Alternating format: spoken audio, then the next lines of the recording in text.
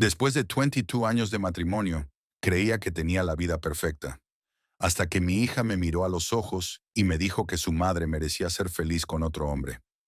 Ese día, algo dentro de mí cambió. Lo que hice después, nadie lo vio venir. Y 3 años más tarde, cuando ambos regresaron arrastrándose, descubrieron exactamente qué tipo de hombre habían traicionado. Me llamo Nicolás Elías, tengo 45 años y, hasta hace poco, pensaba que tenía la vida resuelta. Dirigía una empresa de jardinería que levanté desde cero, vivía en una zona tranquila a las afueras de Madrid y tenía una familia que, para cualquiera desde fuera, representaba el ideal. Una esposa con la que llevaba más de 2 décadas casado y una hija que era mi orgullo.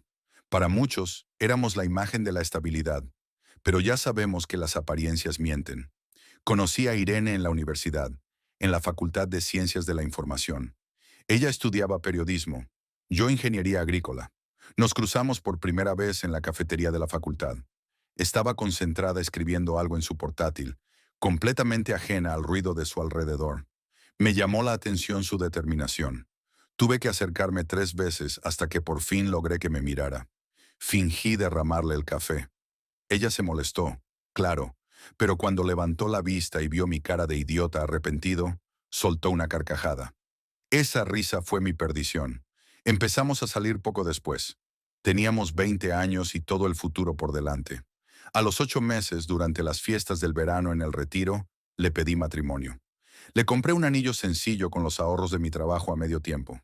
Irene se echó a llorar. ¿Estás seguro?, me preguntó. No me cabe duda, le respondí. Quiero compartir mi vida contigo. Nos casamos al año siguiente y apenas unos meses después, Irene me dijo que estaba embarazada. No lo habíamos planeado, pero no nos asustó. Cuando nació Cassandra, la tuve en brazos y sentí que el mundo entero cabía en ese momento. Ella tenía los ojos de su madre y mi expresión terca. En ese instante, hice una promesa silenciosa. Cuidaría de ambas con todo lo que tenía. Fueron años intensos. Vivíamos en un piso pequeño, donde las paredes eran tan finas que conocíamos la rutina diaria de los vecinos. Yo trabajaba de sol a sol para poner en marcha mi empresa, mientras Irene terminó su carrera y cuidaba de nuestra hija. No teníamos lujos, apenas llegábamos a fin de mes, pero nos reíamos mucho, celebrábamos cualquier pequeña victoria. Un nuevo cliente, un artículo publicado, los primeros pasos de Cassandra. Nos teníamos el uno al otro, y eso era suficiente. Con el tiempo las cosas mejoraron. Mi empresa creció gracias al boca a boca. Irene comenzó a colaborar con medios locales hasta que fue contratada como redactora fija. La vida se estabilizó. Compramos una casa, viajamos en vacaciones, creamos un fondo para los estudios de nuestra hija. Durante mucho tiempo, creímos que nada podría romper lo que habíamos construido. Pero ese pensamiento fue nuestro primer error. Habíamos sobrevivido a crisis económicas, enfermedades, noches sin dormir por el llanto de Cassandra o por el estrés del trabajo. Nos sentíamos sólidos. Nunca imaginé que el verdadero peligro vendría del interior, de algo que había estado creciendo en silencio durante años. La primera señal, aunque en su momento no la vi como tal, fue un simple cambio en su forma de actuar en casa. Irene siempre fue algo despistada al cargar el lavavajillas. De pronto, comenzó a colocar todo con una precisión casi quirúrgica. Parecía una tontería, pero después de más de 20 años, uno aprende a leer entre líneas. También empezó a quedarse hasta tarde en el trabajo, 3 noches a la semana. Decía que estaba cubriendo una investigación sobre corrupción en el ayuntamiento, un tema sensible y que requería mucha discreción. No dudé de ella. No tenía motivos para hacerlo, o eso creía. Una noche, tras cerrar un contrato importante con el ayuntamiento para rediseñar los jardines del Parque del Manzanares, decidí sorprenderla. Compré comida de su restaurante tailandés favorito y pasé por su oficina. Eran las 9:30 de la noche. El edificio estaba casi vacío. El vigilante de seguridad me reconoció de las cenas de Navidad del periódico. Me saludó y me dejó subir. La redacción estaba a oscuras, excepto por una lámpara encendida al fondo. Me acerqué. Vi a Irene hablando por teléfono, riéndose con una calidez que hacía tiempo no escuchaba. No entré. Me quedé en la sombra. La observé. Parecía otra. O quizás simplemente era la de antes, la que se había apagado en casa. Esperé a que colgara. La vi mirar su móvil, sonreír y escribir algo rápidamente antes de dejarlo sobre la mesa. Me fui sin decir nada. Tiré la comida en una papelera de la calle. Esa noche, al acostarme junto a ella, fingí dormir mientras escuchaba su respiración. Por primera vez en años, no sabía quién era la persona que tenía al lado, y ese fue solo el comienzo. Los días siguientes me convertí en alguien que no reconocía, desconfiado, en silencio, midiendo cada palabra de Irene, observando sus movimientos como si fueran parte de un código que necesitaba descifrar.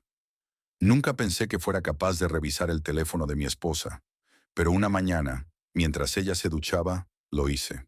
No encontré nada, ni mensajes sospechosos, ni llamadas recientes que levantaran alguna alarma. Por un momento quise pensar que estaba exagerando, que era mi cansancio el que me hacía imaginar cosas. Pero 2 días después, todo se aclaró.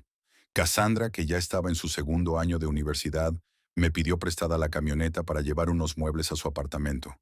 Cuando me devolvió las llaves, lo hizo con un papel en la mano. «Papá, esto estaba en la guantera», dijo con una expresión confusa. «¿Fuiste al Hotel Mirador el viernes? Pensé que estabas en la convención de jardinería en Valencia. Ese recibo no era mío, pero sí estaba pagado con la tarjeta de empresa, que Irene también tenía para gastos puntuales». No dije nada, solo asentí, le resté importancia y me guardé el papel. Esa noche apenas dormí. Al día siguiente llamé a un viejo amigo, Marcos, ex policía, con quien había trabajado en la renovación de su finca. Le debía un favor. Acordamos que seguiría a Irene discretamente. «¿Estás seguro de esto, Nico?», me preguntó con seriedad, mientras tomábamos un café en su coche. «No me muevo sin pruebas», le respondí. Durante una semana Marcos la siguió. El cuarto día me llamó con voz seca. «Está en el Hotel Mirador», llegó en taxi. «El coche de él ya está aparcado». «¿Él?».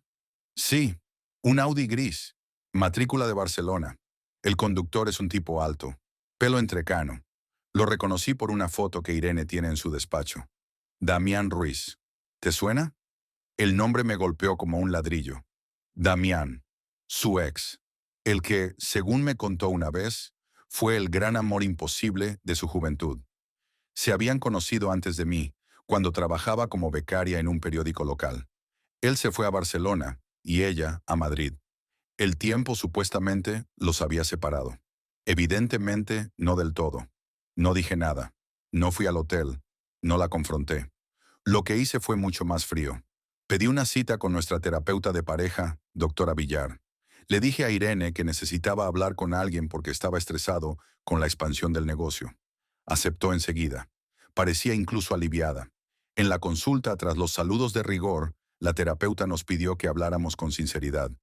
«Siento que algo ha cambiado entre nosotros», dije sin rodeos. Irene se removió incómoda en su asiento. Miró al suelo, luego al techo. Luego su teléfono vibró. Lo miró un segundo, y ahí supe que estaba esperando algo. O a alguien. «¿Hay algo que Nicolás deba saber?», preguntó la terapeuta con voz suave. Irene respiró hondo. Luego, sin mirarme a los ojos, soltó. «He estado en contacto con alguien. Un viejo amigo. Damián Ruiz», dije yo. Me miró como si le hubiera leído la mente. «¿Cómo lo sabes?». «No importa cómo. Lo importante es que has mentido. Y has usado mi tarjeta de empresa para verte con él». La conversación se volvió caótica. La terapeuta intentó mediar, pero Irene, lejos de negarlo, asumió una postura defensiva. «Tal vez esto sea lo mejor», dijo, con una calma que me desconcertó. «He estado negando lo evidente durante años. Siempre supe que él era el indicado para mí. Contigo tuve una buena vida, sí, pero no la que deseaba realmente. 22 años juntos, una hija, una casa, una vida entera. Y todo se reducía a eso. Un error corregido tarde. No dije nada más. Solo asentí. Nos fuimos de la consulta sin cruzar palabra. En casa, Irene fue directa.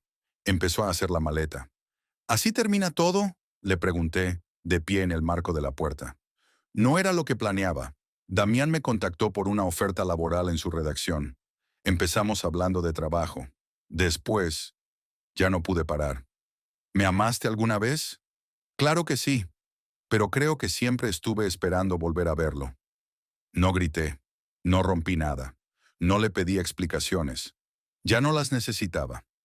Me encerré en la antigua habitación de Cassandra, ahora un cuarto de invitados, rodeado de sus trofeos y fotos de cuando creíamos que la vida era otra cosa. Un rato después escuché la puerta de la entrada. Irene salía. No sabía cuánto tiempo se quedaría fuera, si sería algo temporal o definitivo. Lo único que sí sabía era que algo en mí había cambiado para siempre. Pero lo peor todavía estaba por llegar. El día después de que Irene se marchó, la casa se sentía como un museo vacío. Silenciosa, perfectamente ordenada, pero sin vida. No sabía si había tomado todas sus cosas o si volvería a por ellas. Me limité a recoger documentos del despacho y organizar mis pensamientos. Tenía que prepararme para lo que venía. Mientras revisaba la caja fuerte donde guardábamos papeles importantes, encontré un sobre con mi nombre. Dentro había cartas, muchas, con fechas que se remontaban más de 15 años atrás, todas firmadas por Damián. Algunas estaban escritas a mano, otras impresas. Algunas hablaban de recuerdos, otras de lo que podrían haber sido. Las más recientes eran explícitas. Él ya se había divorciado y sugería que el destino les daba una segunda oportunidad. Cada carta era una puñalada lenta. No era una aventura reciente, era una historia paralela que había existido a lo largo de gran parte de nuestro matrimonio. Irene había mantenido viva esa conexión en silencio, mientras yo creía que éramos felices. Guardé las cartas y me senté en el sofá sin saber qué pensar. Fue en ese momento que escuché la puerta abrirse. Cassandra había venido sin avisar. «Papá, ¿estás bien?», asentí, sin levantarme. «¿Dónde está mamá?». «Fuera. Supongo que con Damián». Ella se quedó de pie, sin saber si acercarse o no. En sus ojos había una mezcla de confusión, tristeza y algo que no supe identificar en ese momento. «Me dijo que habías reaccionado mal, que la echaste sin hablar», dijo finalmente. No respondí. Solo saqué el sobre con las cartas y se lo tendí. «Lee esto y luego dime si sigo siendo el villano en esta historia». Cassandra dudó, pero aceptó. Se sentó en la mesa y empezó a leer. Pasaron varios minutos en los que no se escuchó más que el sonido del papel. Poco a poco su expresión fue cambiando. Al terminar dejó la última carta sobre la mesa. «No lo sabía», murmuró. «Me dijo que habían vuelto a hablar hace poco, que fue algo inesperado». Nunca fue inesperado. Fue planeado, fue ocultado, y fue sostenido mientras tú y yo creíamos vivir en una familia unida. «¿Qué vas a hacer?». «Lo único que puedo hacer, seguir adelante. Mañana presento la demanda de divorcio. Ya hablé con un abogado. ¿Y la casa? Se la queda a ella. No quiero vivir entre recuerdos manipulados.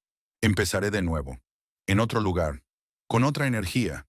Cassandra parecía querer decir algo, pero se contuvo. La conversación quedó ahí. Se fue al poco rato, prometiendo que hablaríamos pronto. No insistí. Esa noche dormí poco.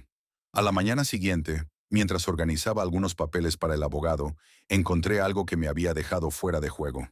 Una carpeta con documentos a nombre de Damián. Un contrato borrador. Irene planeaba mudarse a Barcelona y trabajar junto a él.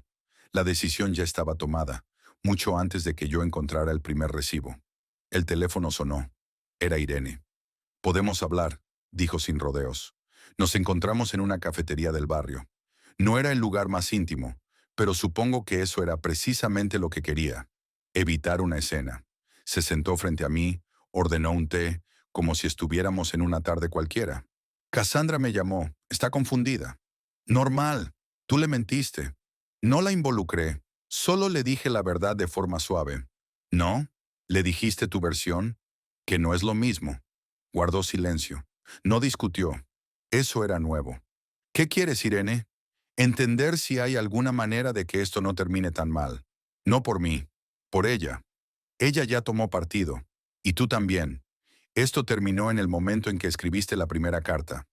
No las respondí a todas. Algunas solo las guardaba. Y con eso me basta». Tomé el té sin decir más. Ella tampoco habló. Al final pagué la cuenta. Me levanté y me despedí sin rencor, pero sin intención de volver a verla. Volví a casa y empecé a empacar. Me mudaría a Málaga, donde un antiguo cliente me había ofrecido un proyecto de jardinería urbana. No era mucho, pero era un inicio. lo suficiente para alejarme del ruido y empezar desde cero. Esa noche, mientras cargaba la furgoneta, Cassandra apareció. ¿De verdad te vas? Sí. ¿Y no piensas luchar por nada? He luchado 22 años por mantener esto, pero no puedo luchar contra lo que ya estaba decidido sin mí. ¿Y yo? Tú hiciste tu elección cuando dijiste que tu madre merecía ser feliz. No te juzgo, pero yo también merezco algo. Paz. Cerré la puerta del maletero. Ella no dijo nada más. Nos miramos en silencio. Luego me fui. Málaga fue, al principio, un lugar extraño. Lejos de todo lo que conocía, sin amigos cercanos, sin la rutina que durante años me había definido. Pero esa misma distancia fue la que me permitió respirar por primera vez en mucho tiempo. Alquilé un piso modesto en las afueras, acepté un contrato con el ayuntamiento para remodelar un parque abandonado y, sin darme cuenta, empecé a construir una nueva versión de mí mismo. La empresa quedó en manos de un antiguo empleado de confianza. Yo me quedé con una parte justa de los beneficios, lo suficiente para empezar sin deudas ni ataduras. Los primeros meses fueron silenciosos. No recibí llamadas de Irene, tampoco de Cassandra. Me centré en trabajar, levantar el proyecto, recuperar el sueño y poco a poco volver a ser alguien que se reconocía al mirarse al espejo. Pero el pasado siempre encuentra la forma de volver. Una tarde de otoño, mientras dirigía los trabajos de poda en el parque, recibí un mensaje de Cassandra. Solo decía, «Papá, ¿podemos hablar?» Accedí sin pensarlo demasiado. Nos vimos en una cafetería del centro. Había pasado casi un año desde que me fui. Ella estaba más delgada, más seria. La misma mirada, pero menos segura. «Lo siento», dijo apenas sentarse. «Por lo que te dije, por cómo reaccioné». No respondí. Dejé que hablara. «Mamá, no es feliz. Damián no es lo que esperaba». Discutieron. Él volvió a Barcelona. Ella se quedó. Asentí, sin expresión. No vengo a justificarla, ni a pedir que vuelvas con ella. Solo quiero que sepas que te extraño, que he entendido muchas cosas con el tiempo. La miré. Era mi hija, y por más que sus palabras de entonces me hubieran dolido, seguía siendo sangre de mi sangre. «Cassandra», dije al fin, «la vida no se trata solo de elegir lo correcto. A veces elegimos por impulso, por miedo. Tú actuaste como hija. Protegiste a tu madre. Lo entiendo. Pero yo también tengo derecho a protegerme. ¿Podemos empezar de nuevo? Podemos intentarlo». Durante semanas mantuvimos contacto por videollamada. Hablábamos de todo menos del pasado. Me contaba de sus estudios, de su grupo de teatro, de sus planes para viajar al extranjero. Yo, de mis árboles, de los avances en el parque, de mi nueva rutina. Hasta que, un día, ella me llamó con voz temblorosa. «Mamá quiere verte». «¿Por qué?» «Dice que necesita cerrar algo, que ha cometido errores, que no espera perdón, solo que la escuches». Me costó responder. No tenía nada pendiente con Irene. Todo había sido dicho, hecho, quemado y enterrado. «Está bien, pero será en mis condiciones». Acordamos vernos en Málaga. No en mi casa, sino en un espacio neutral. Un paseo por el parque que yo había ayudado a restaurar. Me pareció poético, de algún modo. Caminar por algo nuevo, construido con mis propias manos, lejos del lugar donde todo se rompió. Ella llegó puntual, más callada de lo habitual. Caminamos unos minutos en silencio. «No voy a darte excusas», dijo al fin. «Lo que hice fue cruel. Lo supe incluso mientras lo hacía, pero no supe parar. No quería perder lo que tú me dabas, ni lo que él representaba». «Y al final perdiste ambas cosas», respondí. «Sí. ¿Y ahora?» «Ahora solo quiero paz. Cassandra me ha hablado de ti, de cómo estás, y me alegra. Te lo mereces». «¿Qué esperas de esta charla?» «Nada. Solo necesitaba decirte que fallé, y que me fallé a mí misma. Porque al final, Damián no era mi destino. Solo era una fantasía a la que me aferré para no enfrentar la realidad». Nos detuvimos junto a una fuente recién restaurada. Irene miró el agua sin decir nada. «Yo también tuve fantasías», le dije. «Una familia unida, un amor que sobrevivía a todo, una vejez compartida, y también tuve que soltarlas». Ella asintió. No pidió segundas oportunidades. No lloró. No intentó tocarme ni dramatizar. Y eso, paradójicamente, fue lo que más me conmovió. Gracias por venir, murmuró. Cuídate, Irene. Y se fue. En los días siguientes, noté una ligereza que no había sentido en mucho tiempo. Era como si cerrar ese capítulo hubiera abierto un espacio para algo nuevo. No para volver al pasado, sino para permitirme avanzar sin cargas. Cassandra siguió en contacto. Incluso vino a visitarme un fin de semana. Caminamos por la playa, comimos en silencio, reímos sin hablar del dolor. No era perfecto, pero era honesto. Y eso, después de todo lo vivido, era más que suficiente. 3 años han pasado desde aquella última conversación con Irene. Nunca volvimos a vernos. No hubo reconciliación, ni lo intentamos. Fue un cierre limpio, un corte sin dramatismos, sin vueltas. Ella se quedó en Madrid, retomó su trabajo como periodista freelance y hasta donde sé, vive sola. Damián no volvió. Yo, por mi parte, seguí en Málaga. La empresa de jardinería que fundé aquí ha prosperado más de lo que imaginé. Pero más importante que eso, he encontrado estabilidad, tranquilidad, una vida sin sobresaltos, donde el silencio no significa sospecha, y la rutina no es una trampa, sino un refugio.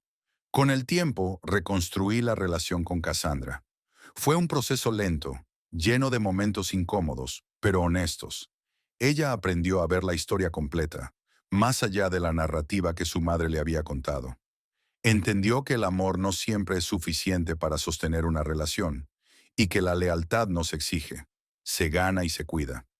Ahora viene a visitarme cada 2 o 3 meses. Hemos hecho viajes juntos, y aunque ya no hablamos del pasado con frecuencia, hay una comprensión tácita entre nosotros. Sabe que me falló en un momento clave, y yo sé que fue una hija atrapada entre dos versiones del amor. No volví a enamorarme, no porque haya cerrado la puerta al amor, sino porque he aprendido a estar bien solo. Durante años mi identidad giró en torno a ser esposo y padre. Me había olvidado de quién era sin esos títulos. Aquí, rodeado de árboles que yo mismo planté, de caminos que diseñé con mis propias manos, volví a encontrarme. Pero lo más inesperado fue lo que ocurrió hace unos meses. Recibí un correo electrónico. No era de Irene ni de Cassandra. Era de Damián. El mensaje era breve, casi frío. Nicolás, sé que no tienes razones para leer esto, pero después de mucho reflexionar, creo que mereces una disculpa. No por lo que pasó con Irene, eso fue una decisión compartida, sino por la manera en que se desarrolló todo. Yo no solo me metí en una relación ajena, destruí una familia. No espero perdón, solo quería hacerme cargo de mi parte. No respondí, ni lo haré. Algunas cosas se dicen solo para quien las necesita decir, no para quien las recibe. Y está bien así. Hoy, mientras camino por el parque que diseñé, donde los bancos llevan los nombres de niños del barrio y los árboles dan sombra a jubilados que juegan al ajedrez, me doy cuenta de algo. No se trata de ganar después de una traición. No hay una competición. No se trata de demostrar que estás mejor sin la otra persona, ni de buscar que el otro se arrepienta. Se trata de no traicionarte a ti mismo. Irene tuvo derecho a cambiar, a reencontrarse con alguien de su pasado, a descubrir que su felicidad no estaba conmigo. Pero lo que no tuvo derecho fue a mentirme, a usarme como base de una vida mientras construía otra en paralelo, a pedirme lealtad mientras planeaba su salida en secreto. Cassandra tuvo derecho a equivocarse, a confiar en su madre, a no entender todo desde el principio. Y yo tuve derecho a alejarme, a enfadarme, a no aceptar un rol secundario en una historia donde había sido protagonista durante más de 2 décadas. Hoy entiendo que el verdadero castigo para quienes traicionan no es el odio del otro, ni la pérdida de lo material. Es la certeza, silenciosa pero permanente, de que destruyeron algo que jamás podrán reconstruir del todo. A veces me preguntan si me arrepiento de no haber luchado por salvar el matrimonio. Y siempre respondo lo mismo. Uno no salva lo que ya fue abandonado. Irene no se fue el día que hizo la maleta. Se fue mucho antes. En cada mensaje que le escribió a Damián, en cada silencio que usó como escudo, en cada mirada ausente en la mesa. Yo simplemente tomé la decisión que ella pospuso, cerrar el capítulo. Y ahora, en esta nueva vida que no imaginé, pero que agradezco cada día, me permito una certeza. Fui traicionado, sí, pero no vencido, porque aún con el corazón roto, elegí reconstruirme sin destruir a nadie.